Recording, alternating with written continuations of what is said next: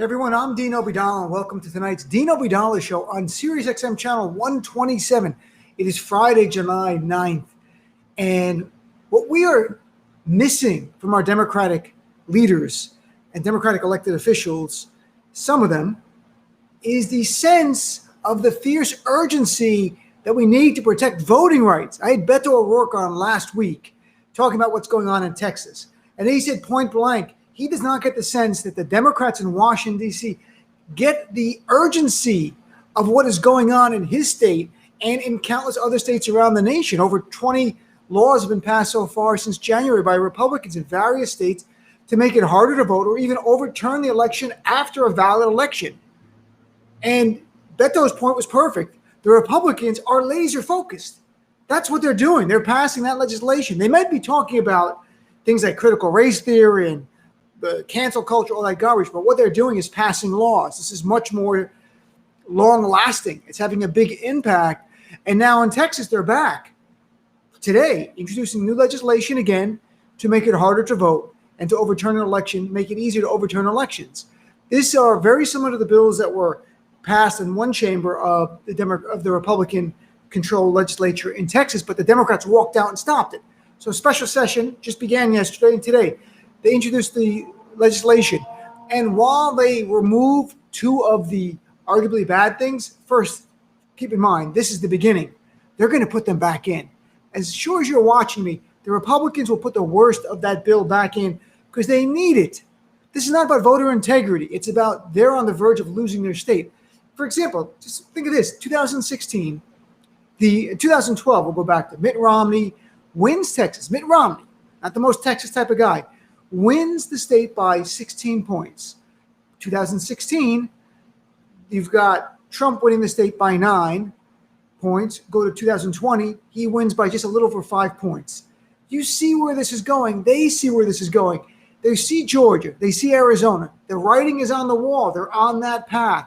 So in the bill they've introduced, it's going to ban 24-hour voting because data, it's not speculation, data shows that people of color use it the most.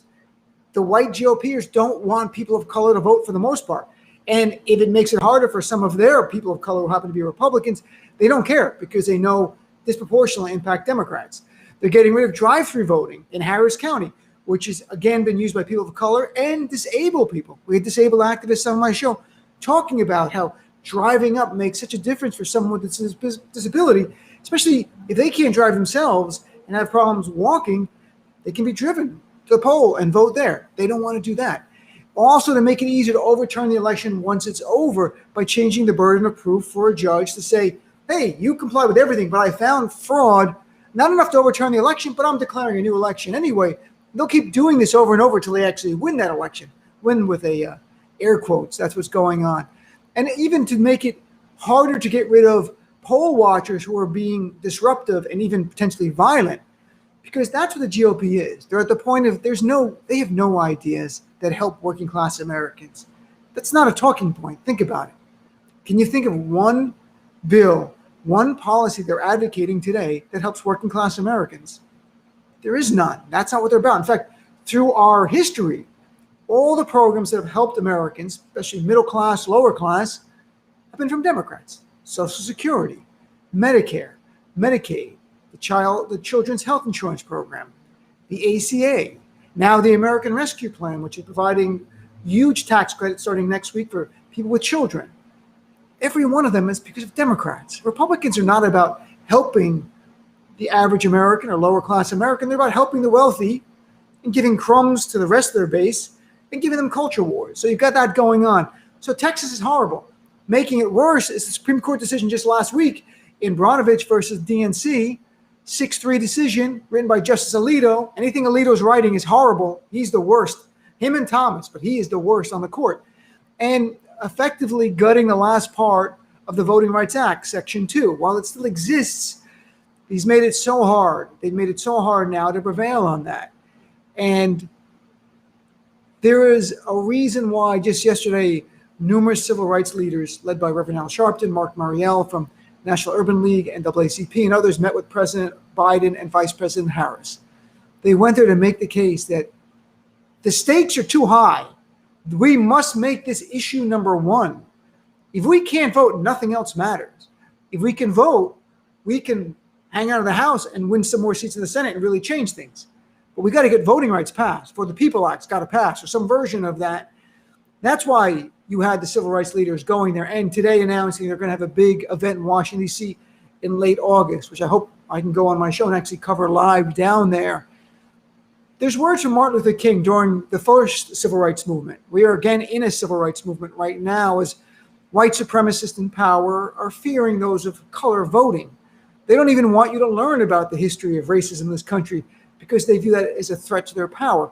But Martin Luther King said during the Civil Rights Act movement, we are now faced with the fact that tomorrow is today. We are confronted with the fierce urgency of now. In this unfolding conundrum of life and history, there is such a thing as being too late. This is no time for apathy or complacency. This is a time for vigorous and positive action. This is a time for the fierce urgency of now. Tomorrow is today, and tomorrow is too late. We need Democrats to stop fighting with each other and start speaking in one voice about this issue. This should be the number one issue. Yes, you can deal with infrastructure. You can pass things with reconciliation through the Senate. Not saying don't do that, but this should be the way they talk about critical race theory 100 times a day. We should be talking about the GOP's war on democracy, the GOP's rejection of democracy, the GOP's embrace of autocracy and fascism. And if those words are too complex for people, simply this: the GOP doesn't want you to vote. They're making it harder everywhere they go. They don't even care if Republicans can't vote. They just figured it out that even if some Republicans can't vote, more Democrats can't vote. They don't want you to vote. The GOP has rejected our constitutional republic. We need Democrats out there with the same passion the GOP talks about bullshit stuff like critical race theory. This is real. Our democracy is the lifeblood of our republic. Without it, what are we? We're on the way to autocracy. We're on the way to Trumpism, which is fascism. I went through it in great detail last night. So we'll talk about this more in greater detail on my show. We're live 6 to 9 p.m. on SiriusXM channel 127. If you don't subscribe to SiriusXM, go to the website, SiriusXM.com. There are free trials. Get a free trial. Click on it. Then tune into my show on channel 127. Call in. Be a part of our family. You can see Trump leaving did not end it. In fact, the GOP is worse than ever. If you want progress, stay active. Thanks for tuning into the preview of tonight's Dino Bridala Show.